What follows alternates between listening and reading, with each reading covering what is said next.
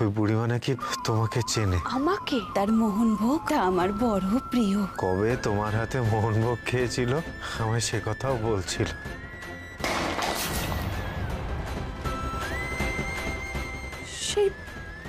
সেই বুড়িমা তোমাকে এসব বলে গেছে? না বললে আমি আর বলছি কেন গৌরী? তোমার মন্দিরে গিয়ে বরণ করা, মোহনভোগ খাওয়ানো, এসব কথাই বলছিল।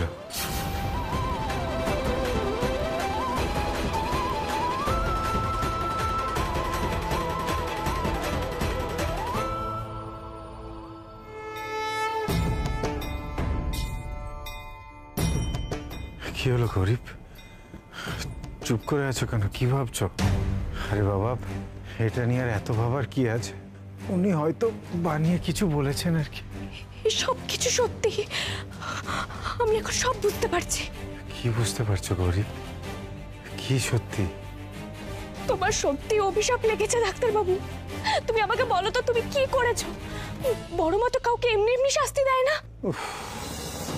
গরি, আবার সেই বাজে কথা শুরু করলে।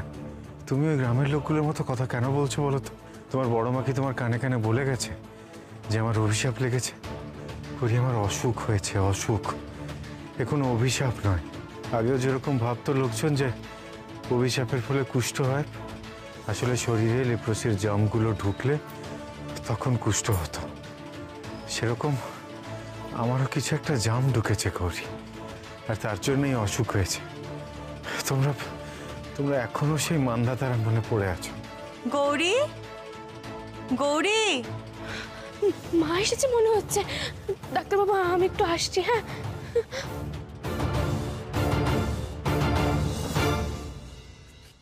কি দেওঘর? আচ্ছা, দেওঘরের নাম তো এর আগে শুনিনি।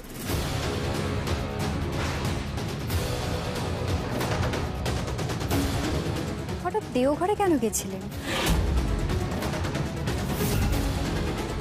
ওই তো উনিই তো বললেন কত রকম কাজ থাকে ওনার। কাজের সূত্রে কত জায়গায় না যেতে হয় ওনাকে। রাজনীতির বাইরে বা ভক্তদের আশীর্বাদ করা ছাড়াও তো আরো কত কি কাজ থাকতে পারে ওনার, তাই না শৈলমা? অবশ্যই থাকে, কারণ আমি তো শৈলমা। আমার দায়িত্ব হলো সমস্ত অশুভ শক্তিকে তাড়ানো, বুঝতে পেরেছো?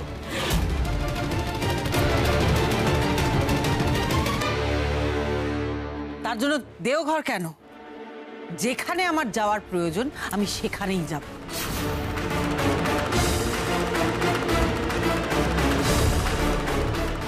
যাক, তাহলে খেলা শুরু হয়ে গেছে। শৈলমার রাগই তার প্রমাণ।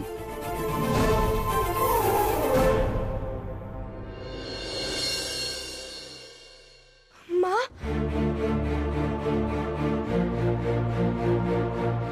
মা তুমি? গৌরী, গৌরী, তুই এখানে এসেছিস শুনে আমি আর না এসে থাকতে পারলাম না। মা, কেমন? আমাকে ছোঁয়ো না মা, আমাকে ছোঁয়ো না তুমি। আমি ভালো আছি, তবে ডাক্তারবাবু বললো এই রোগটা খুবই ছোঁয়াচে। তুমি আমার কাছে এসো না, যদি ভেতর ভেতর আমার হয়ে গিয়ে থাকে তাহলে তোমারও হয়ে যাবে। না না গৌরী, দেখো সেই কথা বলতেই আমার এখানে আসা। ঈশানের এই রোগটা নিয়ে ডক্টর ঘোষের সাথে আমার কথা হয়েছে। তিনি সব শুনে বললেন যে এটা একটা রেয়ার ডিজিজ ঠিকই, কিন্তু ছোঁয়াচে একেবারেই নয়। তাই তুমি যে ঈশানের কাছে আছো তাতে যে তোমারও হবে সেটা কিন্তু নয়। তার মানে ওই রোগটা শুধু ডাক্তারবাবুর হয়েছে, গ্রামের আর কারোর হয়নি? আচ্ছা, যে অভিশাপের কথা শুনেছি সেটা কি গো মা? গৌরী, ওসব কথা এখন থাক মা, তুই বরং ওপরে যা, দেখ যে জামাইকে কি করে কি ভালো করে তোলা যায়। মা, তোমার জামাইকে সুস্থ করতে গেলে আমাকে সবটা জানতে হবে। তুমি আমাকে বলো, ডাক্তারবাবুর হঠাৎ অভিশাপ লাগবে কেন? কি বলি বলতো মা, তুই তো জানিস বড় মায়ের বিশেষ পুজো উপলক্ষে এখানে একটা বড় শোভাযাত্রা বেরোয়। সেই শোভাযাত্রায় জামাইয়ের গাড়ি বেশ খানিকক্ষণ আটকে ছিল, তাই জামাইয়ের মাথা গরম হয়ে যায়। জামাই রাগ করে ওই বড় মায়ের ছবি, ঘট সব ছুঁড়ে ফেলে দিয়েছিল।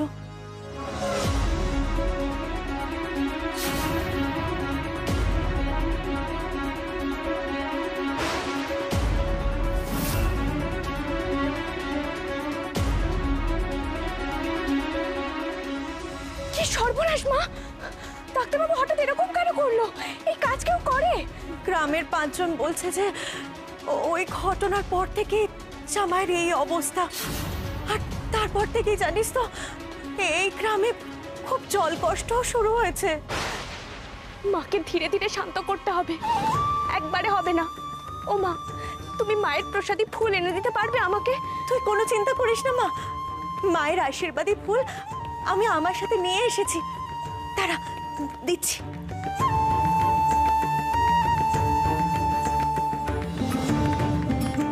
কোনো চিন্তা করিস না, দাও। এনে। তুই এবার একটু ভালো করে দেখ মা, কি করে জামাইকে তাড়াতাড়ি সুস্থ করে তোলা যায়।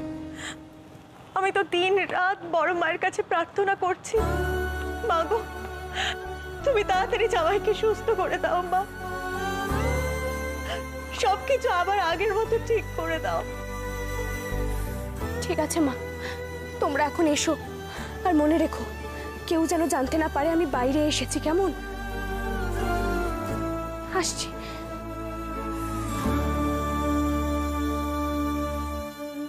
তারা, ওই তো তারা। কিরে, কেমন আছিস? কাকা, তুমি এসেছো, খুব ভালো হলো। কেন রে, কি হয়েছে?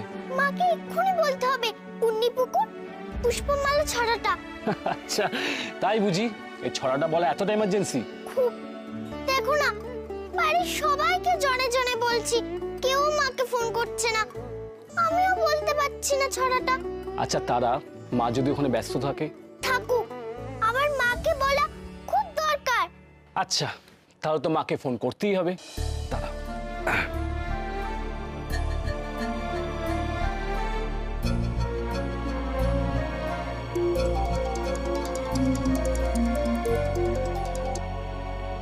হ্যাঁ মৈনাক, বলো। হ্যাঁ গৌরী, আচ্ছা ডাক্তারবাবু কেমন আছে আর ওখানকার অবস্থা কি? ডাক্তারবাবু এখন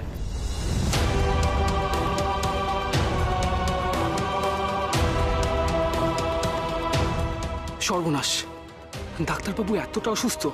ও কাকাই, কি হলো? আমাকে ফোনটা দাও, তুমি তো দেখছি নিজেই কথা বলছো। হ্যাঁ দি। আচ্ছা গৌরী, তোমার মেয়েকে ফোনটা দিচ্ছি, ও তোমাকে খুব জরুরি একটা ছড়া শোনাবে, নাও। হ্যালো মা। হ্যাঁ মা, বল। আগে ছড়াটা শোনো। পুণ্যিপুকুর পুষ্পমালা, কি পূজে রে ভোরের বেলা, আমি সতী লীলাবতী, পূজে হব ভাগ্যবতী। ও মা, এ তো পুণ্যিপুকুর ব্রত রে। কে কথা বলছে গৌরী? তারা? হ্যাঁ, দাঁড়াও, তুমি তারার সাথে কথা বলো। দাঁড়াও, আমি স্পিকারে দিচ্ছি, নে তোর বাবার সাথে কথা বল। এ না। বাবাই, তুমি কেমন আছো? কবে আসবে বাড়িতে? আমি ঠিক আছি মা, যখন সময় হবে আমি ঠিক আসবো। তারা, তুই তুই ঠিক আছিস তো মা? জানো বাবাই, তোমরা নেই বলে ভেবো না যে আমি পড়াশোনা করছি না, আমি কিন্তু মন দিয়ে পড়াশোনা করছি। আমি এরকম কিচ্ছু ভাবছি না মা, আমি তো জানি তুই আমার সোনা মা, তুই একদম দুষ্টুমি করিস না। যখন আসবে আমার জন্য চকলেট আনবে কিন্তু। হ্যাঁ সোনা, আমি আনবো। আচ্ছা, রাখছি। কোনো চিন্তা করিস না, তোর বাবাই খুব তাড়াতাড়ি চলে আসবে। আমি কি আর কখন ওর জন্য চকলেট নিয়ে যেতে পারবো গৌরী? ওকে কি আর দেখতে পারবো আমি? না ডাক্তারবাবু, এরকম বলে না, তুমি ভালো হয়ে যাবে গো, সুস্থ হয়ে যাবে।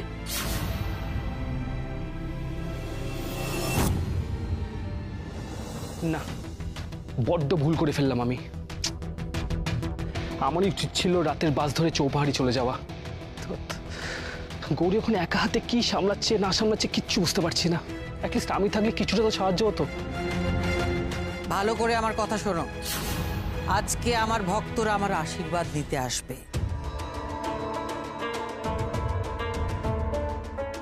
সুন্দর করে সব ব্যবস্থা যেন করা হয়। এতদিন আমাকে না দেখে আমার ভক্তরা আমাকে দেখার জন্য উন্মুখ হয়ে আছে।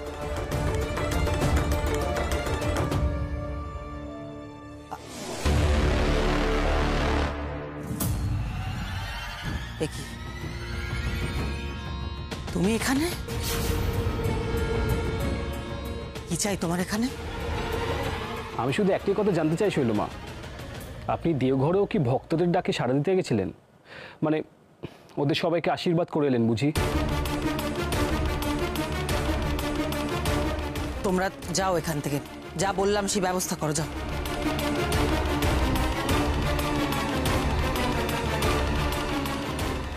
তোমার সাহস দেখে আমি সত্যি অবাক হয়ে যাই।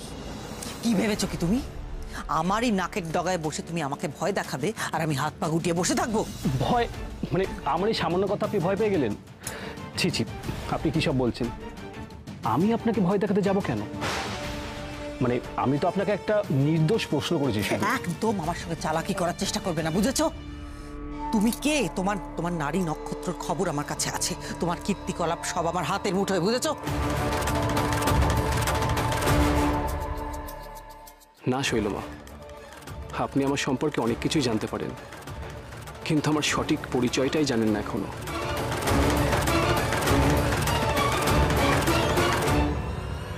তা আমার বিষয়ে নতুন কি জানলেন বলুন তো? এটাই যে তুমি জালিয়াত, তুমি গুন্ডা, কিন্তু তুমি একদম ভেবো না যে তুমি আমার কাছ থেকে পার পেয়ে যাবে। তোমার মতো লোককে কি করে শায়েস্তা করতে হয় আমি খুব ভালো করে জানি। আপনি এত খেটে খুঁটে শেষমেশ আমার সম্পর্কে এই খবর আনলেন? আপনি কিন্তু ডাহা ঠকিয়ে দিয়েছে শৈলমা, একেবারে ভুলভাল খবর দিয়েছে আপনার সোর্স। বলতে বাধ্য হচ্ছি, আপনার সোর্স কিন্তু খুবই খারাপ, কোনো কাজের না। তাই একটু বেশি পয়সা খরচা করে একটু ভালো সোর্স লাগান। দেখুন, দেওঘরে কিন্তু আমারও বেশ ভালো কানেকশন আছে, যদি দরকার হয় আমাকে বলতে পারেন একবার, প্রয়োজন পড়লে আমি আপনাকে হেল্প করব, কেমন?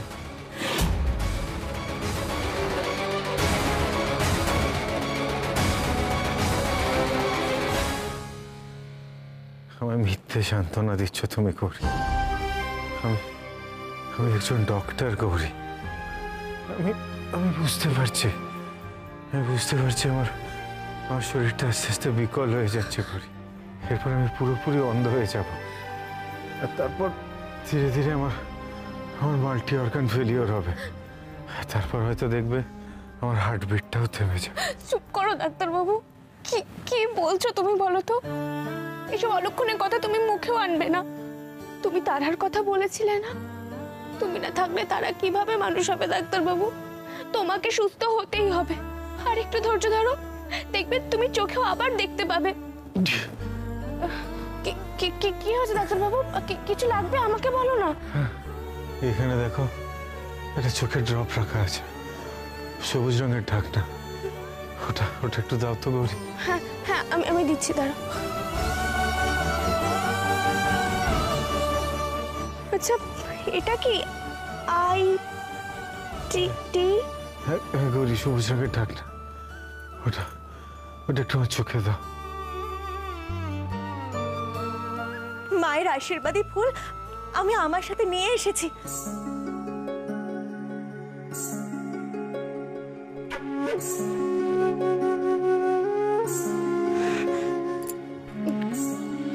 দেখি,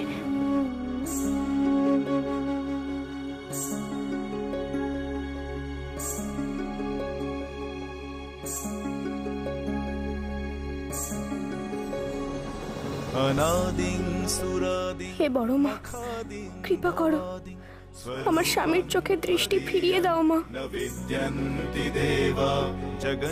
আমার প্রার্থনা তুমি রাখো মা। আমি তোমার প্রসাদী ফুল ডাক্তারবাবুর দু চোখে ছুঁয়ে দিলাম। কি হলো গৌরী? আরেকটা কিছু দিলে মনে হলো। তুমি কি আমার চোখে কিছু বুলিয়ে দিলে? আমার প্রার্থনা ডাক্তারবাবু। মানে আর কি? আচ্ছা তুমি বলো, আর কোনো ওষুধ আছে? তাহলে একেবারে আমি দিয়ে বসবো। না গৌরী, তুমি একটু আমার পাশে বসো।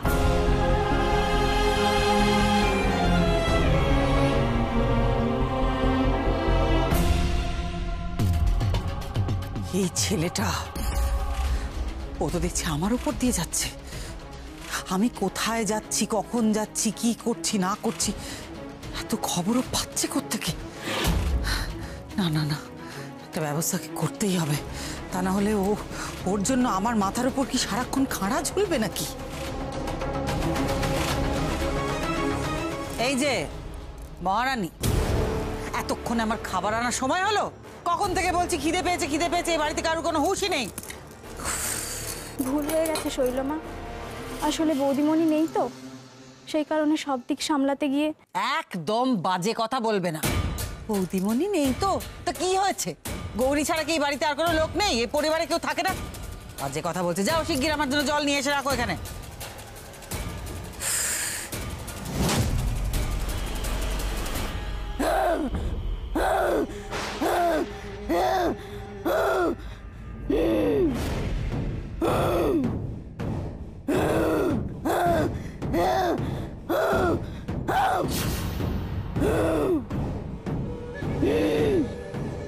মালতী, ওরে বাবা রে, যা যা, ও কে আছো? ওরে বাবা, এই তো ওরে বাবা, এই দেখো।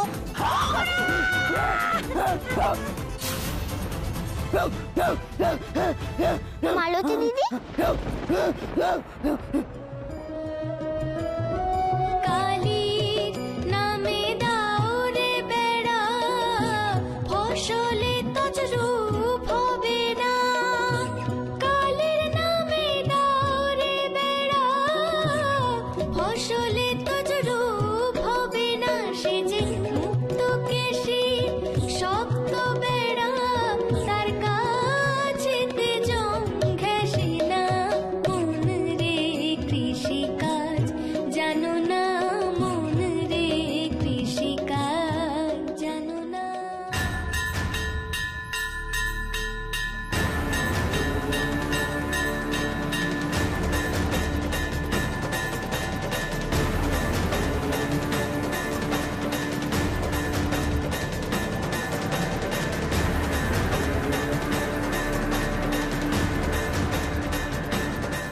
আমার কি হয়েছিল গো? তো চমৎকার হলো, তারা এসেই কেমন ওকে বশ করে ফেললো। হ্যাঁ, আর দিদি কি রে, তুই দেবী হয়ে এটুকুও সামলাতে পারলি না? হ্যাঁ, আহারে।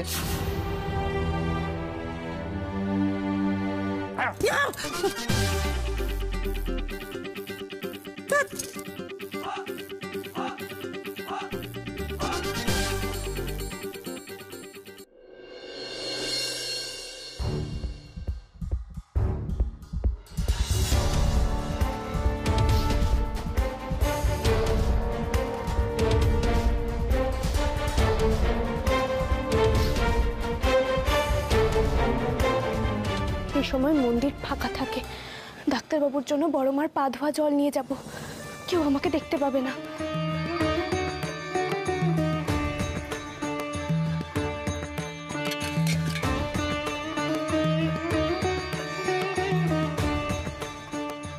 এ কি, জল কোথায়?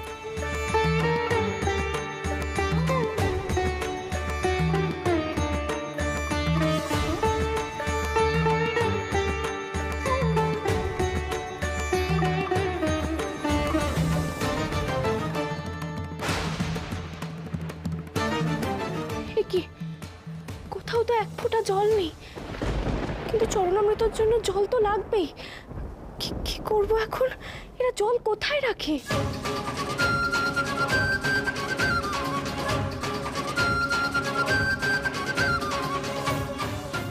আপনি কি খুঁজছেন? জল? হ্যাঁ, একটু জল খুঁজছিলাম। আসলে আমার স্বামীর জন্য চরণামৃত নিয়ে যাব। আপনি কি এখানে নতুন? আপনি এই গ্রামের মানুষ নয় বুঝি? এই গ্রামে শুধু মন্দিরে কেন, কোথাও জল পাবেন না। মায়ের রোষে খাল বিল পুকুর সব শুকিয়ে গেছে। ওই দূর গ্রাম থেকে আমাদের সবাইকে জল আনতে হয়। এই জলের অভাবে দেখবেন একদিন গ্রামের সব লোক পালিয়ে যাবে, গ্রাম মরুভূমি হয়ে যাবে।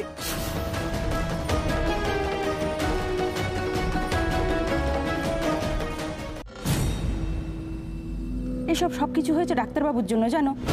তিনি যদি রাগ না করে অমন না করতেন তাহলে বোধহয় মা রুষ্ট হতেন না। মাঝখান থেকে ডাক্তারবাবুর জন্য আমাদেরই ভুগতে হচ্ছে।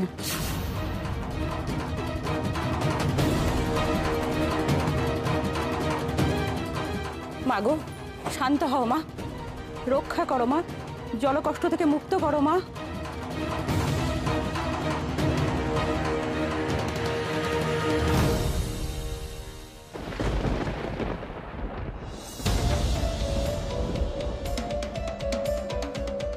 আমার যেন কেমন একটা মনে হচ্ছে। পূর্ণি পুকুর পুষ্পমালা, কি পুজে রে ভোরের বেলা, আমি সতী লীলাবতী, পুজে হবে ভাগ্যবতী। তারার তো ওই ছড়াটা জানার কথা নয়, তাহলে কি করে জানলো?